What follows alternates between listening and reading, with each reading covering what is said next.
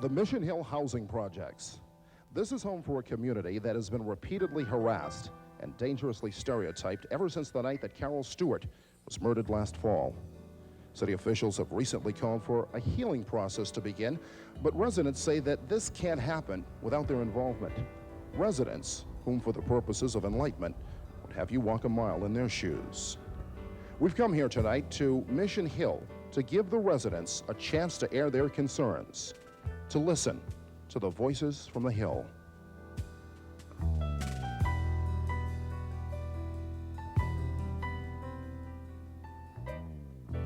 Good evening, I'm Elliot Francis. A great deal of attention has been focused on the residents of Mission Hill and some of the indignities that they've suffered in the wake of the Stuart murder case. What has not occurred up to this point is that the residents collectively have not been heard. Some of the stories, some of the concerns, and maybe even some of the solutions have yet to be aired from the people who lived it for the past 5 months. Tonight, we intend to do just that here at the Mission Hill Gym. One note before we begin, the residents, many of whom are here with us tonight, have asked that we not include Mayor Flynn, that we not include Commissioner Mickey Roach and some of the other people who have been blamed for some of the wrongdoings that the people have suffered here in the Mission Hill area, so that the people can be given a chance to talk unencumbered. Joining me here tonight to help facilitate this is Say Brother correspondent Delores Handy Brown. And with our first guest, our first speaker for this evening, Lovell Dyett. Lovell? Thank you, Elliot. I have with me this young man. What's your name, young man? Derek Smith. Derek Smith. How old are you, Derek? 17. And what's happened to you recently since October 23rd? Me and my mother was walking down the street, and they said that I looked suspicious. So they came over to me, and they asked me a couple of questions, and I gave them my answers. And then they told me to pull down my pants. In front of your mother? In front of my mother. And my mother was like, "Why are you doing this?" I was like, because they wanted me to do it, Mom. And then my mother was arguing with the police officer and everything. So they took me around the corner, they pulled down my pants, and they started checking me under my pants because they thought I was selling like drugs. And then my parents kept arguing with the police officer, and they had to put my mother in a car.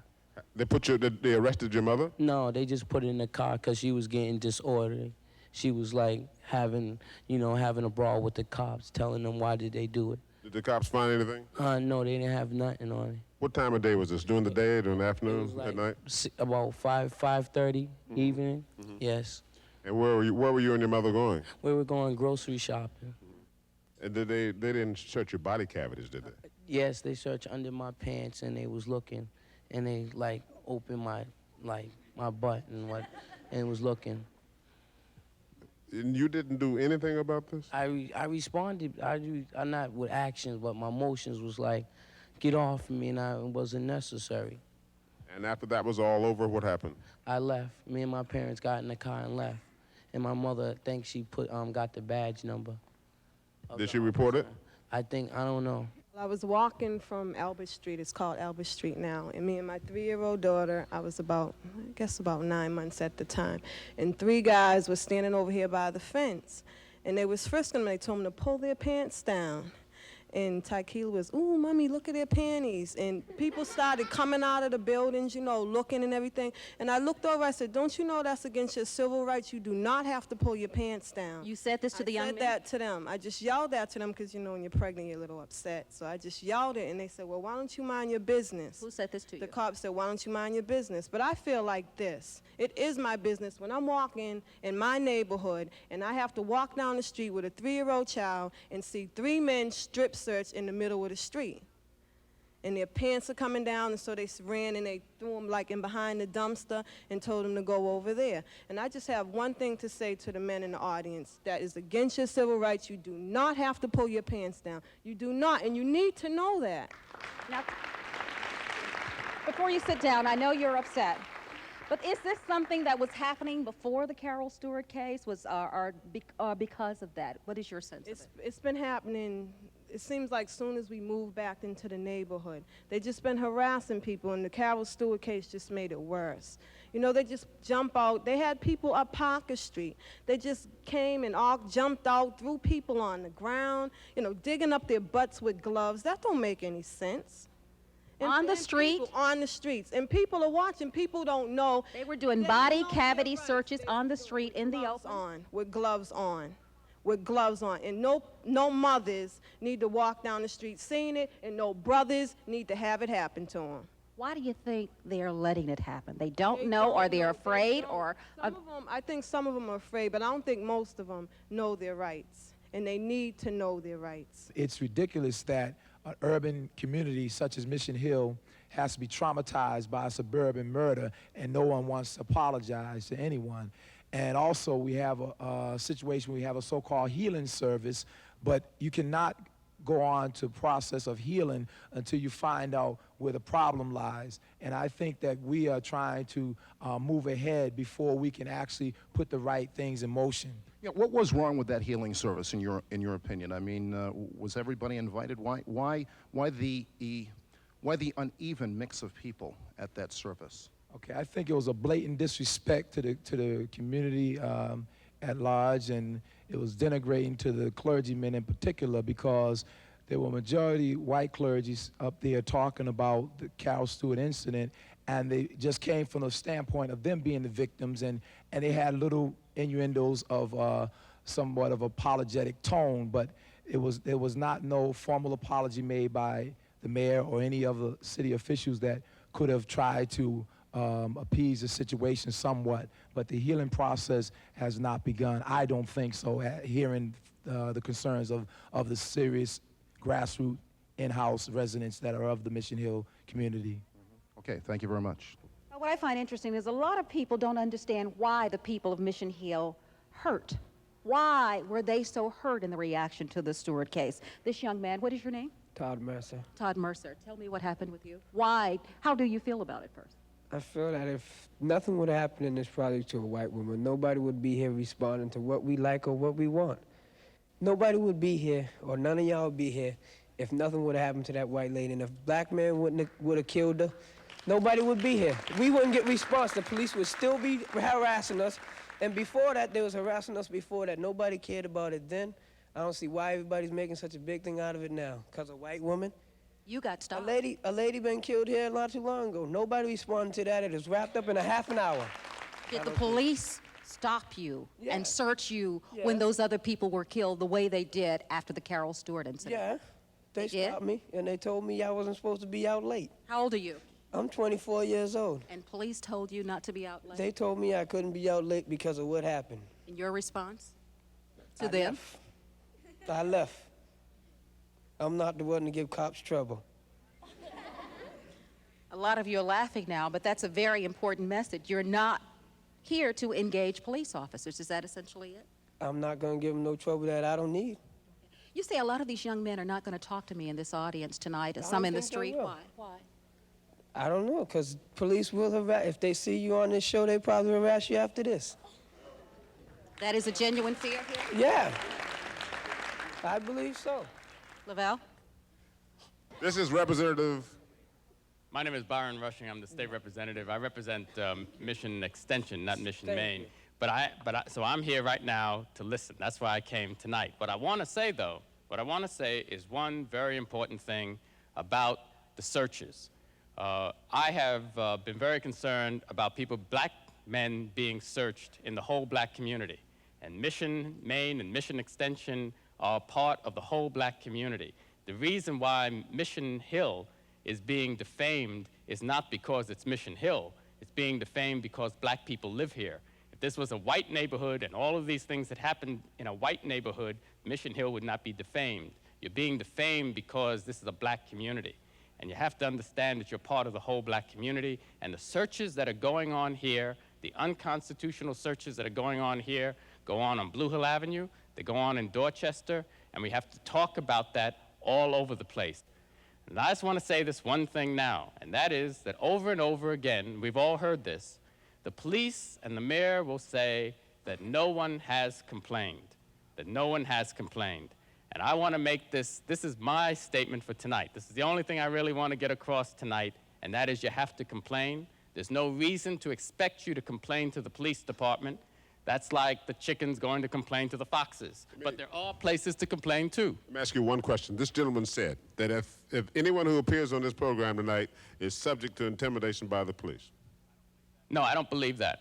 I don't believe that. But the first thing you have to do, if you were stopped and searched unconstitutionally, is that you have to go and complain. And you have to take out a case against the people who did that.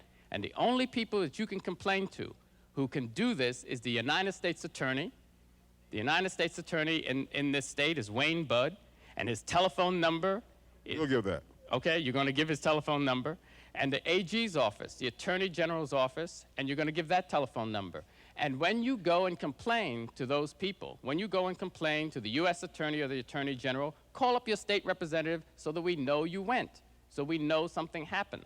If you already have a lawyer, tell your lawyer to make those complaints. I disagree with what he's saying, that we won't be harassed. We will be harassed again. See, they're guaranteeing this because they're saying that we're all okay because we're on TV. They're not going to mess with us because we're safe. We're not safe. We go outside right now. What's your name? Where are you going? Are you carrying anything? They can't guarantee nothing. They're not the police. They don't wear badges or guns, so they can't tell me you're safe. I'm a cop. I'm with you. I'm on your side. You're not on my side. I refuse to believe that. You don't live here. You don't feel that you're going to, why feel that you will be harassed just for being on television? Because I'm black and because I'm trying to speak up for my projects. What do you think about those gentlemen's reactions, their anger? I think their reactions and their anger are well taken and should be adhered to. My sister is Ina Stroud. She died in a dirty, stinking hallway over there. Got her brains blown out. Not once did do myself or my family feel that it was pursued with the same zealousness and the same zeal as the Stuart case was. We're talking about major resources spent on a couple who were not even residents of the city of Boston. And my sister, who unfortunately was born and raised in this housing development, didn't get half of what the Stewarts had gotten. Okay. Your sister, Ina Stroud, Yes. dead. Yes. The case unresolved. Unresolved. You're angry. I'm angry. What can happen now? I'm not sure. I'd also like to mention the fact, a few years back, I also had another sister who was killed. Here in the project? The same project. I don't know how many of you remember the Ronan Park case.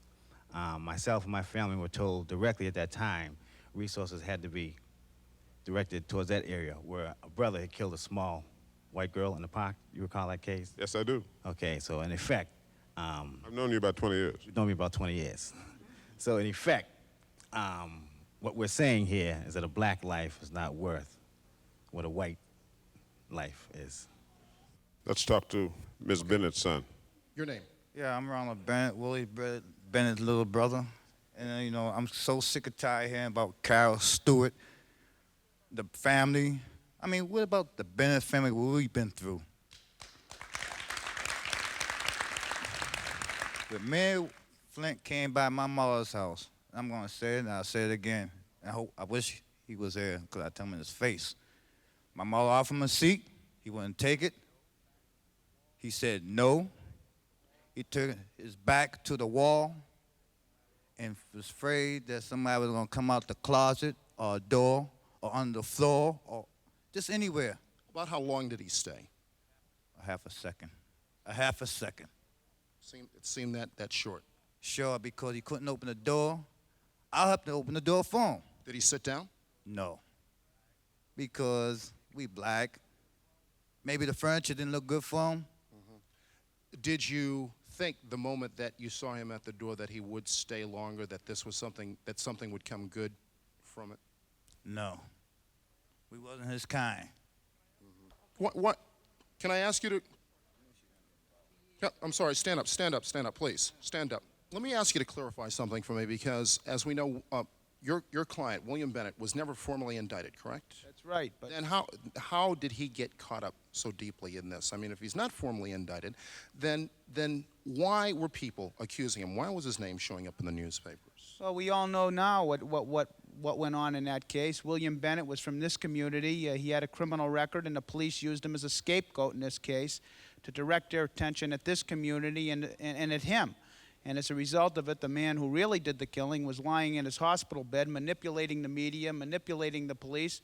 And as a result of it, this community was victimized. William Bennett was victimized, and his family was victimized. And it'll take years and years and years for those kinds of things to come around again.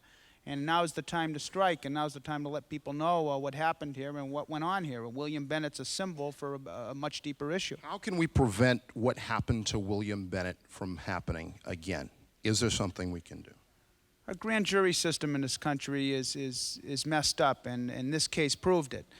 There's a man who had nothing to do with this crime, a man who fit a convenient profile of the police department.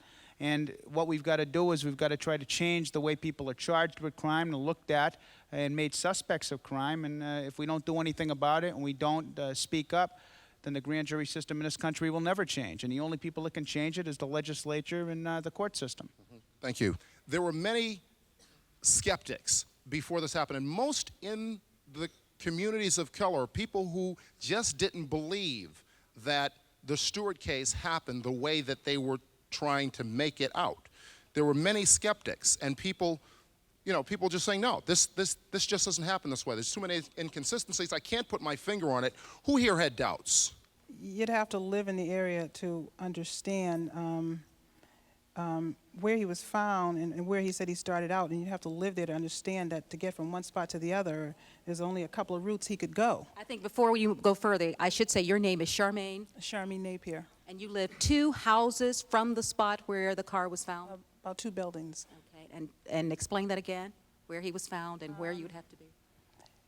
I guess, like I said, living there, you know that to get from the area where they say he was shot, which I believe it was somewhere over near Station Street, and to get over to St. Alphonsus Street, there's basically a couple of routes that you have to go.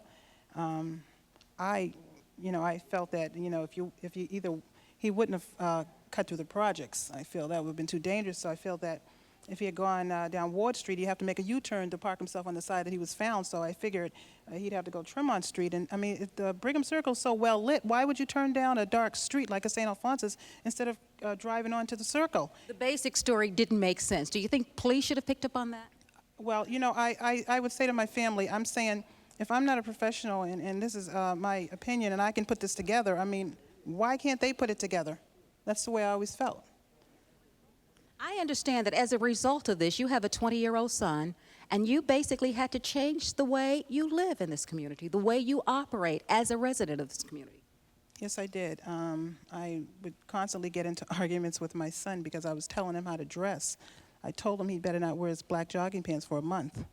I wouldn't let him wear his baseball cap, and every day when he was leaving the house, I said, "Do you have your ID?" And he said, "Yeah, I have it." I said, "No, I want to see it," because I felt that at any point he could be stopped, he could be harassed. And in the mornings, he takes my 8- and 4-year-old daughters to school, and I was living with the fear of them stopping and searching him while he has one of my babies with him.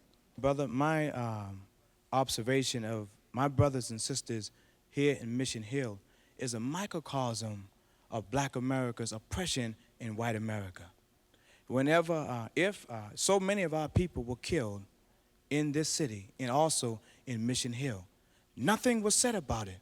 But all of a sudden, when a white woman, and it's a shame that any life is lost, but all of a sudden when a white woman loses her life, or somebody white, it seems as if white life is more valuable than black life. What do you think? What do you, tell me, please, what do you think about the situation here in Mission Hill now? The Mission Hill situation now here. Mission Hill, like the black community in this area, need to unite. We can expect nobody else to respect us until we first respect ourselves. And once we respect ourselves, as Public Enemy said, no, not Public Enemy, but one of the rappers, I never had to run from the Ku Klux Klan, and I shouldn't have to run from a black man.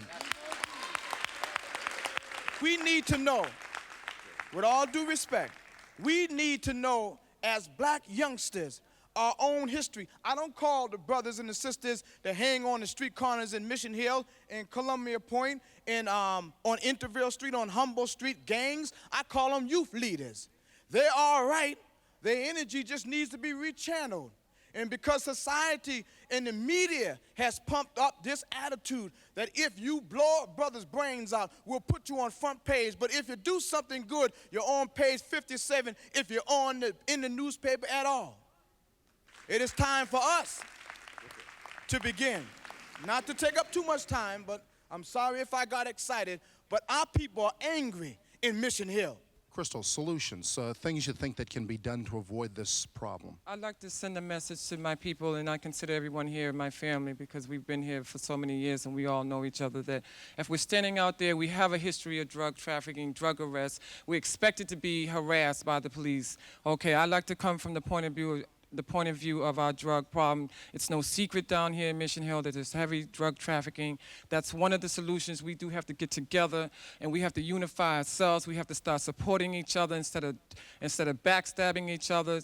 Let's try to get this drug problem arrested. Would definitely be part of the resolution to what's going on. I'd like to say also that if there's anyone down here that is still dealing drugs and you're still standing on Parker Street, then that's an open invitation for police harassment. They have nothing else to do. Let's not push that under the rug. It's a reality. It's definitely killing our people. I feel like we ought to apologize to ourselves first before we ask anybody else to do it. We make this neighborhood. We are the reasons for the stereotyping. We are raising our children here. And like Miss Jackson said, hanging up and down the street is no way, okay? Idle hands cause trouble. My grandfather always told me the devil's always at work. You know, these kids need to go to school. You need to be working, okay? Hanging out in the street causes trouble. We should apologize to ourselves. We can stop the stereotyping. How do we do it? I don't appreciate walking down the street to take my child to school, and I've got to pass by a group here, a group there, and a group there, okay? I'm raising him. I have to live in this neighborhood just like everybody else. If I could afford it, I wouldn't be here. And that's a fact. Half of them won't admit it. But if we could do better, we wouldn't be here either. So you got to live here. And I don't feel like you have to be rich to live in a good neighborhood, okay? The neighborhood is what we're going to make it. I want to raise my kids for as long as I got to be here in a good neighborhood. I don't appreciate my child knowing about drugs. I don't like to pick up the paper and hear about a white person or a black person being killed in this neighborhood or any other neighborhood. But when it's done in Mission Hill covers a lot of area, but it all falls on Mission Extension and Mission Main. Why? Because we're the ones that's being stereotyped. Okay, your name? My name is Mika Lee. I'm not a resident of Mission Hill, but I just have a message for all of you who are residents. You can't sit back idly and let these people do this to you. You have to fight. Your mind is a lethal weapon. Please use it. Get your education. All you young kids, don't drop out of school. Go to school every day, okay? I graduated from Boston English High School. I am now attending college. You can do it. Don't sit back there. Don't sit back here and let them tell you what you cannot do, because you can do it if you try. You just have to try. That's all I have to say. The responsibility rests with us. And what are you teaching your little girl? To respect herself, to respect, to be proud that she's black. Renee, do you like living here with your mama? Yes. What is it like when you go to school every day? Fine stuff, having fights on the bus and all that. Are you scared? No. You like where you live? Yes. What are you going to do when you grow up with your neighborhood? What do you want to be? I'm going to be a judge like my mother told me to be. You're going to be a what? I didn't hear that. I'm going to be a judge when I grow up. All right. And you're going to grow up right here in Mission Hill. You're going to be a judge. And what are you going to do for your community when you grow up? Help people and stuff. Go ahead. Like not killing people and selling drugs and doing all that other stuff. Help help our city, and like that. How old are you?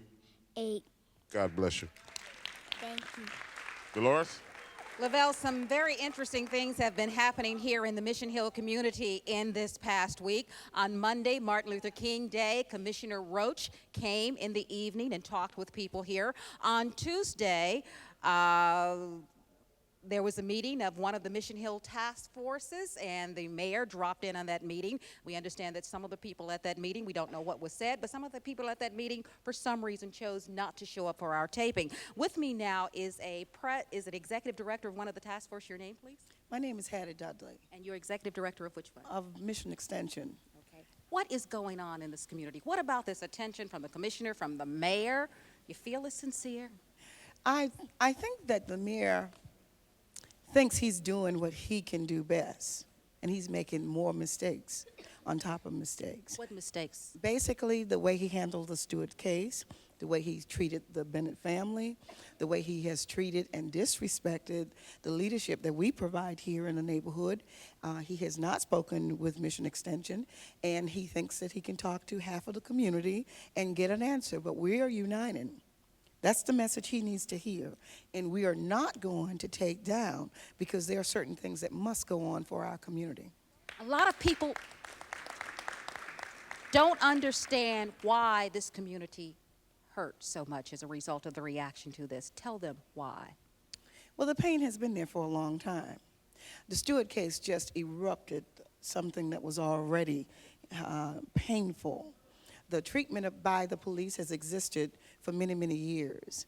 And to have it intensify as results of this case mean that if people are going to be bold enough to walk over us on nationwide TV, then we are bold enough to say that we got a pain and we're not going to take it anymore, and that you need to listen. We are not ready to be healed, that you got to stop and listen to what we have to say.